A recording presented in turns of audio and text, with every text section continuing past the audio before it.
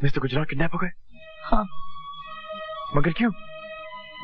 उन लोगों ने मुझे धमकी दी है कि वो तुम्हारे वाले नेगेटिव और उसके सारे प्रिंट्स अगर उन्हें नहीं दिए गए तो वो। रोइए मत मम्मी, किसी को मार डालना खिलवाड़ थोड़ी है। खिलवाड़ है पायल, मगर तू रो मत मां। मैं मिस्टर गुजराल को बचाकर तेरे पास ले आने का वादा करके जा रहा हूं, और जब भी बेटा अपनी मां से वादा करता है तो उसे पूरा करता है, या फिर उस वादे को निभाने की कोशिश में मर जाता है। आओ पायल।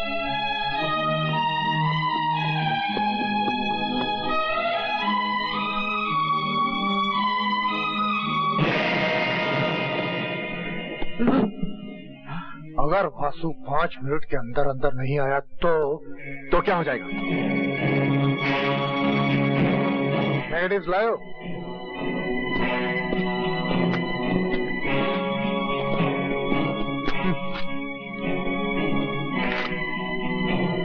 ये क्या है? इस कागज से अपना काला मुंह साफ कर।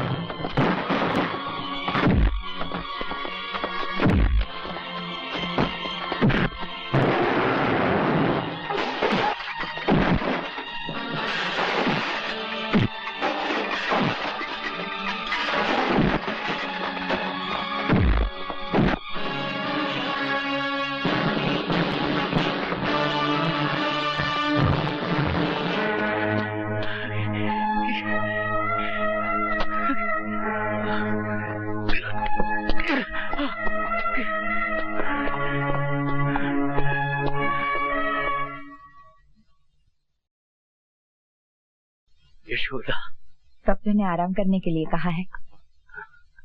भगवान तुम्हारी उम्र लंबी करे। तुमने जो कुछ भी मेरे लिए किया है मैं उसे जिंदगी भर भूल नहीं सकती। ये तो मेरा फर्ज था माँ। अच्छा, अब मिस्टर गुजराल ठीक ठाक है, मैं चलता हूँ। तुमसे ये किसने कह दिया कि गुजराल साहब ठीक ठाक है?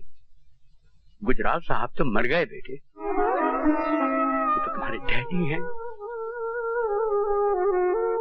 आपको ये वर्ड सुनने की आदत नहीं है मिस्टर गुजराल। मैं तो आपको डैडी कहने के लिए तरस गया था, मगर आप ही ने मुझे कहने नहीं दिया। मुझे माँ की गोद तो मिल गई, मगर आपका साया नहीं मिला, और मैं धूप में जीने का आदी हो गया। अब अगर मैं आपको डैडी कहना भी चाहूं तो क्या पता मुझे कहना आएगा भी या नहीं। कह के देखो बेटा। हाँ बेटे, ये समझ लो कि तुम्हारे डैडी कहीं बाहर गए हुए थे, आज वापस आ गए। इस लफ्ज की आवाज सुनने को मेरे कान तरस गए।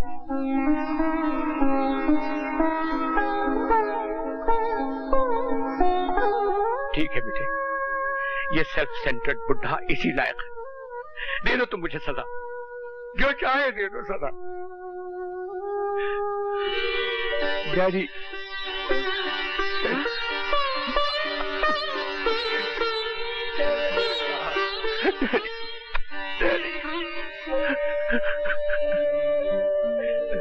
अब क्यों रोते हो? अभी तक तुम एक अधूरे खानदान के अधूरे बेटे थे। माँ थी मगर बाप नहीं था, आज तो बाप भी मिल गया। नहीं, मैं अब भी अधूरा हूँ। आप तो मिल गए, लेकिन भैया अब तक नहीं मिले। मिल जाएंगे बेटे, मिल जाएंगे। जैसे तुम्हें तुम्हारे डैडी मिल गए, वैसे तुम्हारे भैया भी मिल जाएंगे, और हमारा खानदान पूरा हो जाएगा। रो मत। अच्छा ये बताओ कि ये फूल जैसी लड़की कौन है? ये पायल है। मतलब ये कि क्यों मासू? भाई ये मेरा घायल होना तो बहुत मुबारक हुआ। पहले बेटा मिल गया और अब बहू। मैं तो यहाँ से निकलते ही तुम्हारे डैडी के साथ बात करूंगा और बात पक्की करूंगा। चट मंगनी पट ब्याह। अच्छा वासु, एक बात बताओ, मेरी ऐसी कौन सी चीज थी जो तुम्हें भा गई और तुम मुझ पर फिदा हो गए? पायल, सच पूछो तो तुम में कोई भी अच्छी चीज नहीं है। न जाने मैं तुम्हें अपना दिल क्यों दे बैठा। अगर ऐसी बात है तो मैं तुम्हारी शक्ल नहीं देखूंगी। अरे भड़को नहीं। अब मैं सोचता हूँ तो महसूस करता हूँ कि तुम्हारी काफी चीजें अच्छी। मसलन तुम्हारे लंबे लंबे खूबसूरत बाल, और तुम्हारी ये गोरी गोरी पेशानी, और तुम्हारी झील सी नीली आंखें जिनमें डूब जाने को जी करता है, और तुम्हारी ये 2 गुलाबी होंठ। तुमने मेरी नाक के बारे में कुछ नहीं कहा? हाँ, और तुम्हारी ये 1.5 फुट लंबी नाक। वासु, ऐसी बकवास करोगे तो पिट जाओगे। अच्छा बाबा, तुम्हारी ये सुराईदार गर्दन, और तुम्हारे ये 2 बड़े बड़े। शर्म नहीं आती ऐसी बातें करते हुए? पायल, तुम्हारे दिमाग में सिर्फ गंदगी भरी हुई है। मैं तो तुम्हारे इन 2 बड़े बड़े हाथों की बात कर रहा था जिनमें तुमने एक कंगना पहना है। तुम क्या समझ रही हो? गर्दन हिलाने से काम नहीं चलेगा पापा, हाथ मिलाना पड़ेगा, क्योंकि ये मेरा बेस्ट फ्रेंड है वासु गुजराल, जिसकी वकालत ने बॉम्बे में धूम मचा रखी है। कोई धूम नहीं मचा रखी सर। आप तो जानते ही होंगे कि पायल की आदत है बड़ा चढ़ा के बात करने की। जी नहीं, मैं हमेशा ठीक बात कहती हूँ। अच्छा पापा, आप ही बताइए, मैं केस की मिसाल देती हूँ। मेरे केस तुम्हारे वासु के बस के नहीं है बेटा। खैर, फिर भी ये इतनी तारीफ कर रही है तो एक आध केस तुम्हें जरूर होगा। थैंक यू सर, मगर मैं यूं गिरे पड़े मिल जाने वाले केस नहीं लेता सर। बहुत तेज हो। वकील कानून की धार होता है सर, और अगर धारी तेज न हो तो कानून जुर्म की जड़ें कैसे काट पाएगा। ठीक है, कभी तुम्हारी धार भी देख लेंगे। तुम्हारे डैडी अभी तक नहीं आए। मिस्टर सिंह, मुझे गुजराल कहते। हेलो। अब आप गुजराल अंकल से बातें कीजिए पापा। वासु को तो मैं अपना मिनी सूट दिखाने जा रही हूँ। आओ वासु। हाँ हाँ, बड़ों की बातों में बच्चों का क्या काम। क्यों mister Singh? I don't know, मुझे तो ये भी नहीं पता कि हम दोनों बात क्या करने वाले हैं। अरे भाई, तुम जाते क्यों नहीं? जाओ ना। आप खड़े क्यों हैं? बैठिए ना। क्योंकि आपने मुझे बैठने के लिए कहा ही नहीं। आई एम सॉरी, बैठिए। जी, मुझे ये बच्चे काफी सीरियस लगते हैं। क्यों मिस्टर सिंह? ये जनरेशन तो सीरियस होना जानती नहीं मिस्टर गुजराल। मैं उस सीरियसनेस की बात नहीं कर रहा। तो फिर किस सीरियसनेस की बात कर रहे थे आप? बढ़ा चढ़ा के बात करने की मुझे आदत नहीं है। अदालत में भी मैं कम बोलता हूँ, ऑलवेज टू द पॉइंट। ये मेरा बेटा वासु है ना, ये मुझसे भी बड़ा और अच्छा वकील बनेगा। अखबार वाले तो फिदा हैं इस पे, हर रोज कोई ना कोई राइट अप छपता रहता है। रत्नाबाई रोडवेज का जो कॉम्पेंसेशन केस था ना, वो मेरे बेटे वासु ने ही जीता था। उन हरामियों के हलक से उसने कॉम्पेंसेशन उगलवा ही दिया। तो ये वो वाला वासु गुजराल है? 100%। और एक पॉलिटिकल लीडर की कातिलाना चालों से भी इसने मुझे बचाकर निकाल दिया। खैर छोड़िए इन बातों। वासु मेरा सगा बेटा नहीं है। हुआ ये कि मेरी बीवी की एक सहेली जगदीशपुर में रहा करती थी। ये उनको वहीं दिखा। इसका बड़ा भाई वहां नौकर था, तो एक मर्डर और रेप केस में उसे सजा हुई। ये बेचारा रह गया यतीम, छोटा सा लावारिस। मेरी बीवी को तरस आया, उसने गोद ले लिया। कहने का मतलब ये कि मेरा खून का नहीं है, मगर हमारा ब्लड ग्रुप एक है। और अगर ये मेरा सगा बेटा भी होता तो मैं इससे इतनी ज्यादा मोहब्बत न करता। ब्लड तो अब कौन मानता है गुजराल साहब? पेरेंट्स का फर्ज तो ये है कि वो अपने बच्चों की खुशी चाहे। तो फिर पंडितों की जबान में इसका मुहूर्त निकलवा दूं? मेरी तरफ से तो बात पक्की है, लेकिन जरा फैमिली पुरोहित से पूछना पड़ेगा। Give me a couple of days. Sure. पंडितों के हुक्म के बगैर तो इस मुल्क में कंप्यूटर भी नहीं चलते। हम आप क्या करेंगे? अरे गुस्सा थूक भी दो। गुस्सा थूक कैसे दूं? वो हरामजादा मेरी बेटी से शादी करेगा। ये किस पे फूफा कर रहे हो भाई? जरा इन पर अपनी मुस्कान की वर्षा तो करना रत्ना, क्योंकि मैं इनसे ये कहता हूँ कि अनशन लोगों से मिलने क्यों लगे? कौन अनशन लोग? वही दोनों जो अभी अभी यहाँ से गए हैं। अब तुम मेरे दुश्मनों से दोस्ती करोगे तब तो फिर बात नहीं जमेगी। अरे भाई, उन्हीं हरामजादों पर तो अब तक मेरा खून खौल रहा है। उस लौंडे की हिम्मत तो देखो, मेरी बेटी से शादी करेगा। मेरे टुकड़ों पर पलने वाला वो शख्स मेरी बेटी से शादी करेगा। उस जूडी को भी 5 लाख उसी ने दिलवाए। मैं तो कहता हूँ उन दोनों को गोली मरवा दो। खा खा के मोटे हो रहे हो, कुछ तो काम करो। 2 आदमी नहीं मारे जाते तुम लोगों से। अब अगर हमारे किसी आदमी ने उन्हें मारा तो बात बिगड़ जाएगी, क्योंकि वो रिश्ता लेकर आ चुका है। उन्हें मारने के लिए तो कोई ऐसा आदमी ढूंढना चाहिए जो भरोसे के लायक भी हो और हमसे जिसका कोई ताल्लुक भी साबित न हो सके। वो 212 कैसा रहेगा? तुम्हारा ये तीर बिल्कुल निशाने पर बैठा है रत्ना। ये 212 कौन है?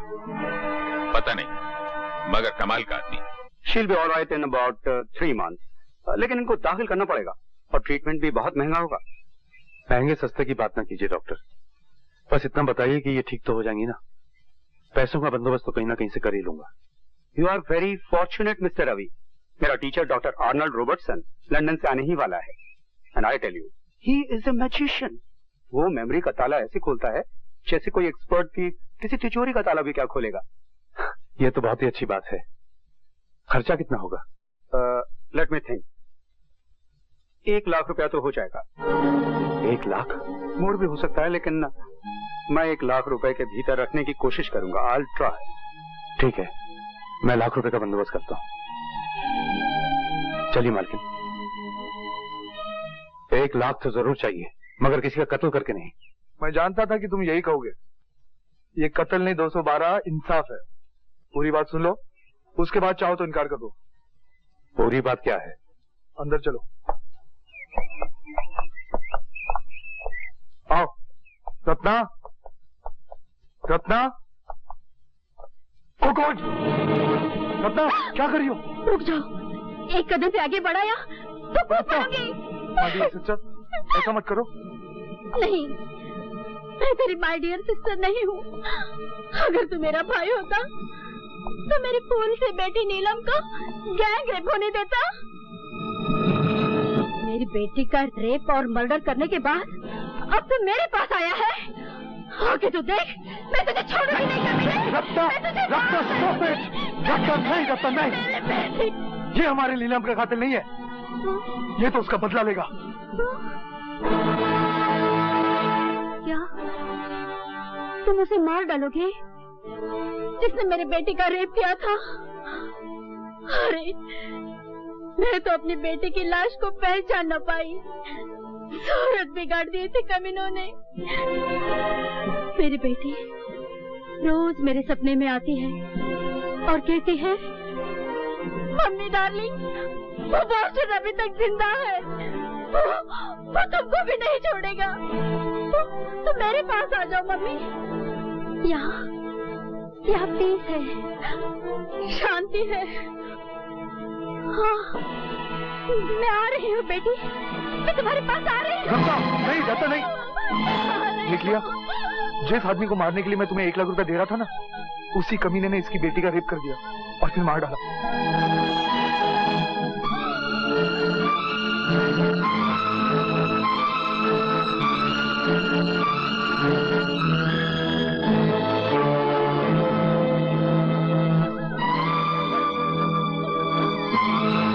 अब भी अगर तुम कत्ल नहीं कर सकते तो ठीक है। कौन है वो जानवर? उसका नाम है वासुदेव गुजराल। वासुदेव गुजराल।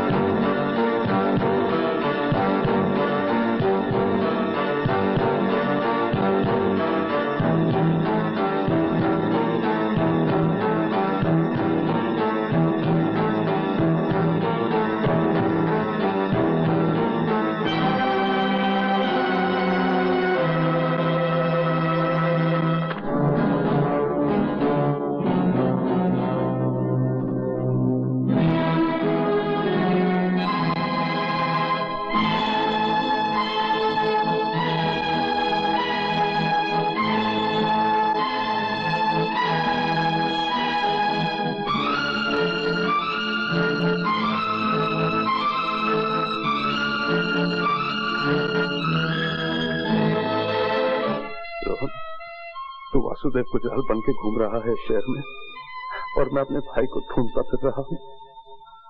और मेरे बदले से भी देख, तुझे खोज भी रहा था और तुझी को मारने भी आ गया। मुझे माफ कर दे रोहन, मुझे माफ कर दे। अब मैं तो इस शहर में भी नहीं रहूंगा, किसी को ये ना पता चल जाए कि तू सदा याफ्ता रवि का छोटा भाई है। तू वासुदेव गुजराल बन के ही रहे मेरे रोहन, तू वासुदेव गुजराल बन के ही रहे।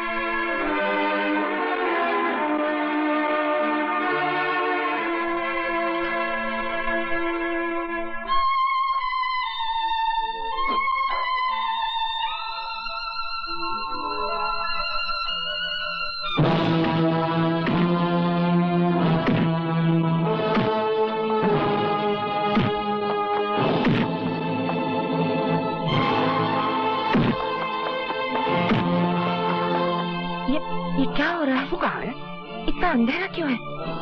अरे मेन स्विच ऑफ कर दिया किसी ने।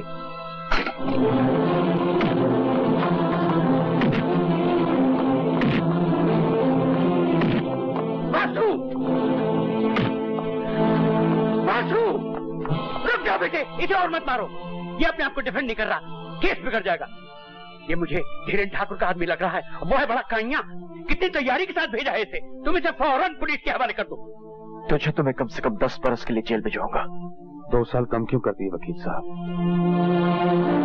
इसे मैंने कहाँ देखा है? प्लीज यशोदा। नहीं, मैं सच कह रही हूँ, ये चेहरा मेरा देखा हुआ है। रेणुका जी, आपका रवि फिर गिरफ्तार हो गया। मेरा रवि? मेरा तो कोई है ही नहीं। वो रवि रेणुका जी, रवि जो आपकी सेवा कर रहा है।